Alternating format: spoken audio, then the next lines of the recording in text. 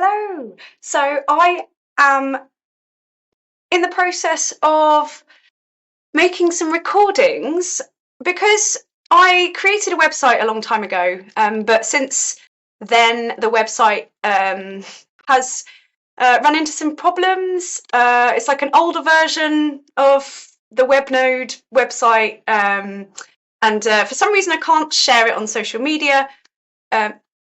For some reason I don't know why, and I'm not very tech orientated, so I've decided to just record some of my poems and post them on YouTube, and also as a way to share my website and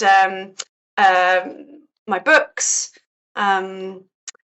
because as an independent author, self-published author, it's really hard to market your work, there's just so many books out there. I know that, but I spent a lot of time in isolation working on my books, and it's just good to be able to share them and maybe even record a few sections, a few excerpts from my novel and also from my novella. So my book is Awakening Worlds. It's an eco-fantasy about the perils of human supremacy and the destiny of planet Earth. Venus, aka Roslyn, sister of the unborn Earth, is sent to the human world by her mother, the universe, to protect a child in possession of the new spirit of Earth. If all goes to plan, she will save her sister, but she must save her before humankind destroys her. So it's like an epic fantasy, drawing from kind of lots of ideas in mythology about origins and creation myth. There is a lot going on in this book. If you start reading it, it may well surprise you. It took me over 7 years to write it and to work with an independent editor based in America who was really helpful in pointing me in the right direction, guiding me through the publishing process. So yeah, I just want to share my work because I don't want it to remain, under the radar.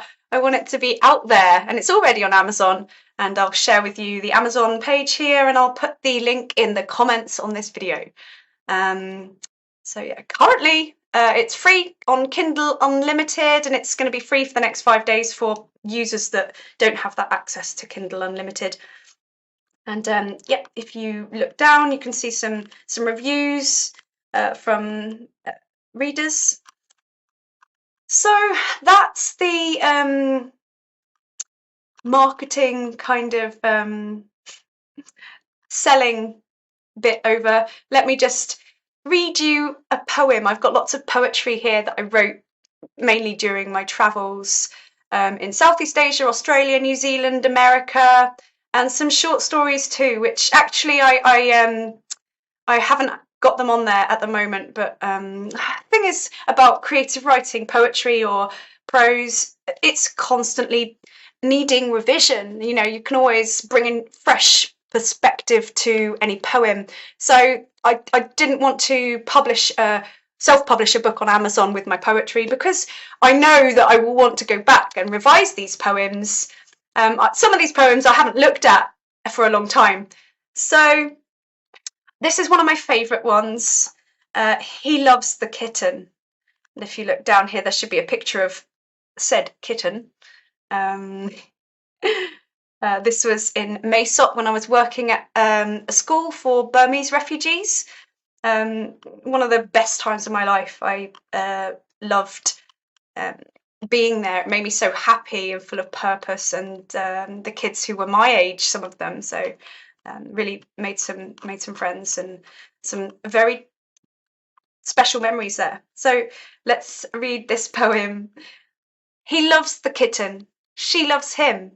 He picks her up by the ruff of her skin. It sags where his hand has been. He blinks, she's gone. Water shines in his wide almond eyes. He searches for her while she hides. Under a full moon, she tears the Thingdu lantern. Deep in the monsoon rain, she is safe beneath a pink umbrella. He finds her, their noses kiss. She cries a small meow. Her jaw, a terrifying cage where diamonds shine, a ruby cave. Teeth glisten like pomegranate seeds. So the boy who had a very special relationship with this kitten. He was always picking her up, handling her, which is what you're meant to do with a kitten. Yeah, it just struck me as something so beautiful, just the kind of dynamic between them was something I wanted to write about.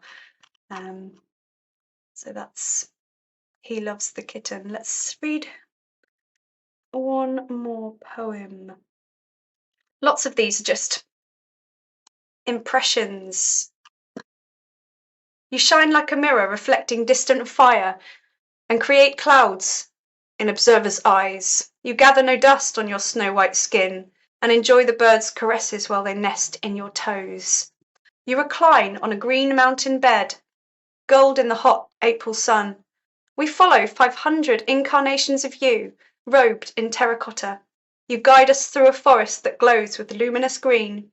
We ascend the hill until you've led us into the thin white cloud. In the distance, your eyelashes touch the sky. If you listen carefully, you may hear the leaves exhale. They have been holding their breath for centuries.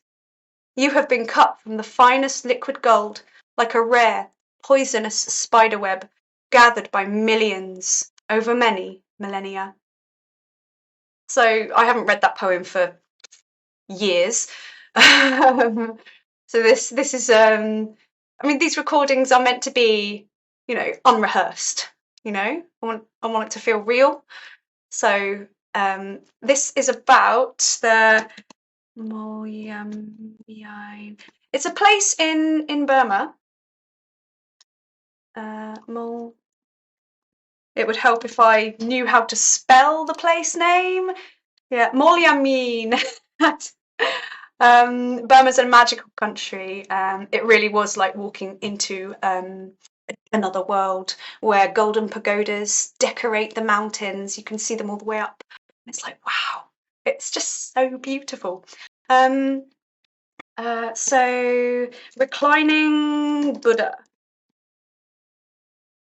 So this is what the poem is about. It's about this amazing reclining Buddha set in the hills near Molyamin. And a friend and I discovered it by chance. We saw these monks on the road. We were like, what? There's so many statues of monks, like 500 actually, and they lead all the way up a hill. So we were trekking up this hill, like, where are we going? Where will they end? And yeah, then we saw the reclining Buddha that was still being completed at the time. Walked around, it was so surreal. Yeah, so I'll finish recording now and I will make another recording soon. But this is really for anyone who wants to listen to me for some reason and my poems. I'll just do one more poem. In the morning light, sleepers lie, and the tracks bend, and the shadows so slow and smooth dust the rough ground of grass and waste. They race towards the finish line, trees, nervous like me, brain waves and ambiguity, spider-like veins, the main artery, clouds set free, just like me. Sloping shadows long, and the earth's spirit stretched, just like me. A shared history, the battles are relentless, the heart beats incessantly, resilience is key for you, just like me. Fog, a cotton war, soft, just like me. Flippant and capricious, just like me. Transcending your man-created reality, and your dreams are like water, just like me. Hold them tight. They thrive in flight and coincide with memories and roundabout ways sliding through a mental playground. A wise woman's gaze is made of steel and sunlight. It burns the ground, fired in every possible direction, waking the dark. Rusted metal fence, a relic of 1990. just like me. Branches straight and bent, belonging to the same tree, just like me. Sparrows on a telephone wire, distant smoke from a garden fire. Birds and smoke in flight are free, just like me. We grow together, hot together, melt together, forever, ever. Blood in my veins, anastomosis. In my body, pulses my visceral heart. Water in my rivers. Verisimilitude in my body, my ocean beats governed by the moon, cyclic nature, revelation and rapture. Same laws cleft in twain, twinned, for nature is clearly an issue of scale. Manifestations of matter, tissue, flesh and bone, earth, rock and fire. Twins we are, the earth and me, and every family tree, anastomosis, just like me. Humans on all fours moving through the trees, analysing mysteries, always manic, just like me, searching the wide open space for humility, answers and grace. My lungs, like the forest, are a breathing place. My heart, a clock, an intricate machine. Tick goes the curious bomb. So that was from On the Rails, which is like poetry I write generally, like when I go places on a train or on a bus, or if I've had a hard day, you know. So thank you for watching, if you've watched this and if you've watched this far, and I hope to share more videos very soon. Okay. Bye.